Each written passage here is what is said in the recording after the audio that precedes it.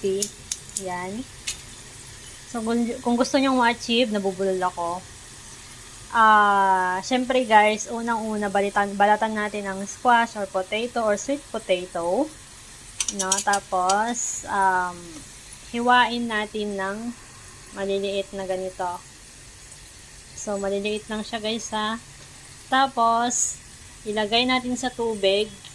Lagyan natin ng ice. So, pagkalagay ng ice, ito na yun siya.